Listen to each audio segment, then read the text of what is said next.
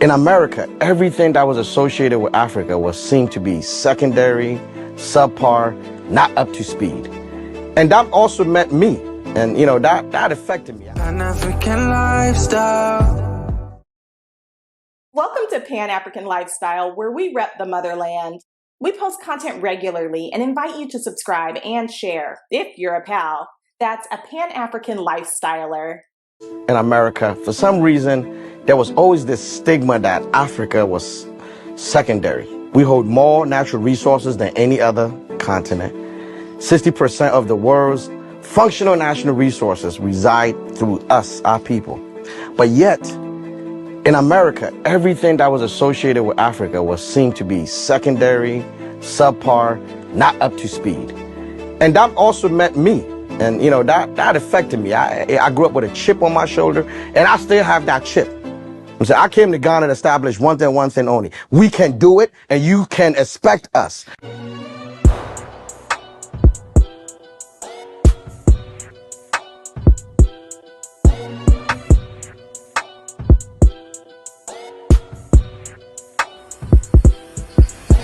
My number one weapon against racism, it was to outshine them academically. I have made it my number one mission to show you one thing and one thing only. You will not degrade me because of my culture or my race. My parents have worked way too hard in life. And you see me getting emotional now. The amount of work that they have done for me to have a better opportunity. And I'll be damned if you would ever minimize my enterprise because of the color of my skin or my culture. You have no idea the price I was paid. That's why I refuse to be in this culture and be less than my God-given talent. I'm saying I was meant to do greatness because my parents paid a price that others wouldn't pay. So therefore, I should live as others can. And that's my motto, that's my attitude. I'm sorry. And at the time when we came, it was more exploratory. It was just to connect back to my family. It was really a one-time trip. But when I came, the amount of opportunity that we saw. I mean, you know, you hear people in America always talking about, get on the ground floor, get on the ground floor. There's no better ground floor than Africa. This is the ground floor. They will be coming, you know? So I saw so much opportunity that the entrepreneur in me just made an immediate turn. It became, this is where I need to be. And then the work on transitioning is what took about 6 years, you know, to get here. I knew that this is where I needed to come. In America, we lived a very good life, you know, but it was credit. You know, that's what a lot of people don't understand is credit. And the value of your credit worthiness can really dictate, you know, how you live. Not necessarily how much money you have. And it takes a lot of people some time to really understand what I'm saying about that. And in Ghana, what I saw was money. You know, I saw cash. And people in America have no concept. I came to Ghana and realized it is real. And that's what changed the whole aspect of my thinking. I'm in America chasing this dream, right? And you realize, well, wait a minute, the dream in America is go to school, get a good job, come out, get a good education, right? Get a good job, and have that white picket fence. You know, America treated me like I was an inferior because at the time, Africa as a whole wasn't even taught as a continent. It was just Africa. Africa was such an unknown besides what America TV gave it. So a lot of people weren't even physically interactive with an African. When you get to America, you have to understand America is a system. The first day you enter in America, it's literally having someone on your shoulder saying this, hey, you see this black American kid? He looks like you. He talks like you. He even has the same hair as you, oh, but Charlie, he no be you. You see, look at him. He's shooting guns. He's wearing his pants this way. Oh, look at his hair. You're from Ghana, royal family, Ashanti culture. This is not you. You disconnect. Oh, that's not me. So whatever you see him, he's suffering with, you taught from day one, oh, that's not you. Don't let the color, fool you. That's not you. Now, what you don't know is this. That same man that met you there has gone to that same black guy in America. Hey, Charlie, you see this African guy? He's got the same color hair as you. He has the same texture. I'm saying, but he's not you. Look at him. He's swinging on trees. Look at his stomach. He can't feed his people. Every negative thing about Africa, they will tell him. So he says, I'm not that neither. You are separate. The system is built for separation. And that's how we're being taken advantage of. We have no nation. We have no commonality. I'm saying, am I my brother's keeper? Well, who's my brother? I'm saying, the definition of even what's a brother is dictated by them. Right? We know right now the amount of African Americans who are doing DNA tests, who are realizing that their cousins are here. There are people coming back and they're looking at you like, hey, Charlie, I know you are my family. Our last name is changed. They're giving me some European name, but DNA is giving you all these connections, and we've seen how we are all linked. They've known this for years, and their system has been to do one thing and one thing only, strip us of it and prevent us from working to get it. There's several ways to go about it. One is economically. I'm saying economic impoverishment is the first way. I prevent you from having the means to grow economically so you can educate yourself, so that you can decide, I want to take a trip to Africa. I'm saying more 80% of African Americans, stop pretending, cannot afford to come to Africa. They cannot afford. They may want it in their heart, but America has them shoes, have them bootstrapped, tied. Because guess what? They have to pay mortgage every month. They have to pay their car note every month. They have to pay their insurance every month. They can't even watch DSTV unless they pay every month. Wow. So how are you going to have money to say, let me go back and learn about my family, my history, my roots one every month? You have to worry about, I got to pay this. I got to pay. When do you get a break to think? Wow. But that's the system. This allows me to control you left, right. Because you never have time to stop and say, oh, how do I work on this, or where do I go from here? You don't have that time. America did a very good job of keeping us distant from it. America did a very good job of making us feel comfortable enough where we really had no desire to want to even look over here. We fell for the trap. Scare tactic, right? If I don't want you to do something, the biggest year is to put fear in you. America is a master at that when it comes to the race dynamics with African Americans. On one hand, America has laws and behavior that lets you know that you are a second-class citizen. It's been happening for years, generations, and we know this.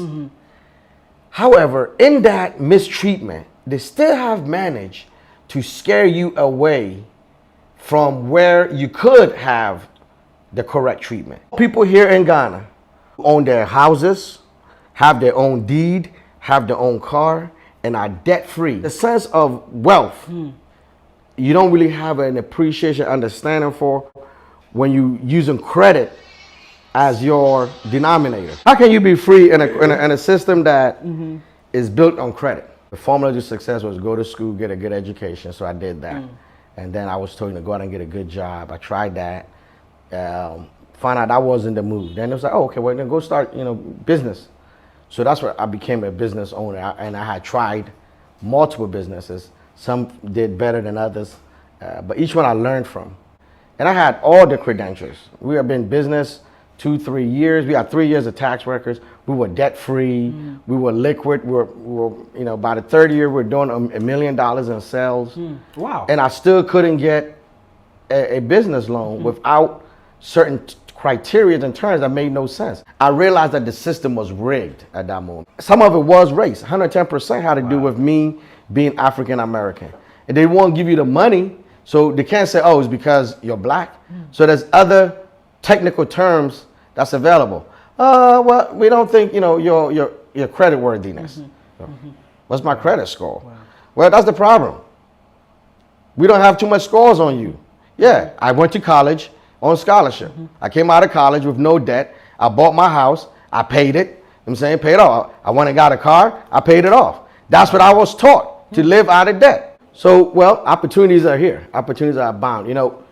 Yes, Africa is raw. Like I've said, in America, one of the biggest things ever here is, oh, this is oversaturated. Let's get in on the ground floor. Well, there's no better ground floor than Africa, right? Africa is an emerging continent of 54 nations. There's tons of opportunities here. What one person is seen as a complaint, I see as an opportunity.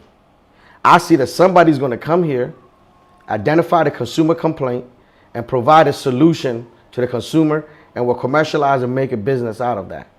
If you come here long enough, Mother Africa will find you. Put the same amount of time in, put the same amount of money, and I guarantee your ratio of return will be greater here than that. Wow. But people don't analyze it because they want to go anymore. Well, I'm going to get taken. This is going to happen to me. You get taken all the time in America. Don't dare think because I'm African, I need a handout. If anything, you need the handout.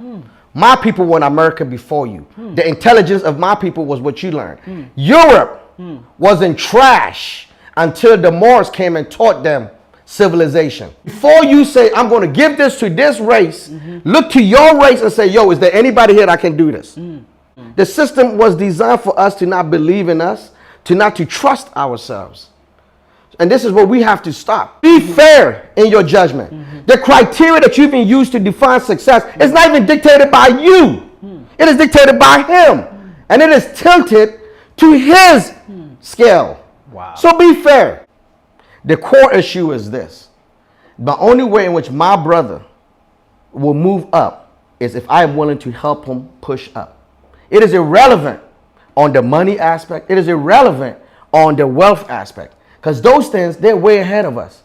But they built their wealth doing that. The problem is this. We want to get to their wealth, but we won't do what they did. We as Africans will rather be right than be successful. Pride comes before the fall. There's no pride in poverty. The African American has no nation. He has no home. This is his home. That's your only hope for economic viability, which is why it's very important that we grow with the diaspora. Because they're the only one that can come here, put money in you, and not take it anywhere. They have nowhere to take it to. So guess what they do when they come here? They leave it here. And we have got to find ways to continue to build our bridge such that more of our brothers and sisters are become more awoke. How do we break free? By continuing to succeed.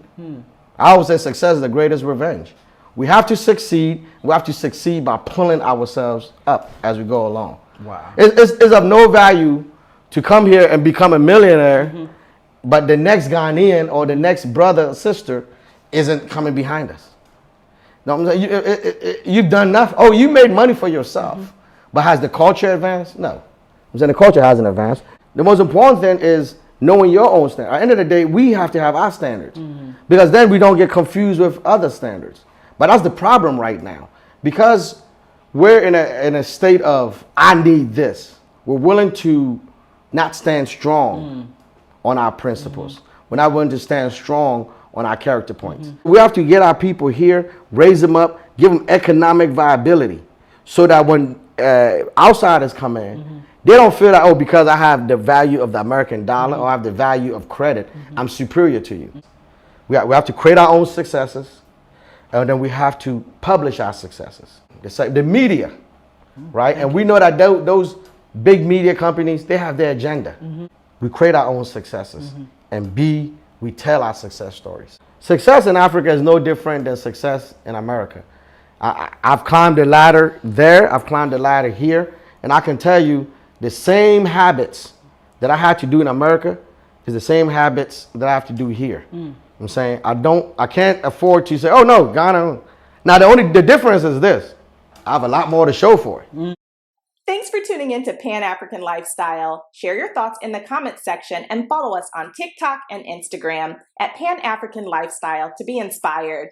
For awesome pal merch, check out panafricanlifestyle.com/shop.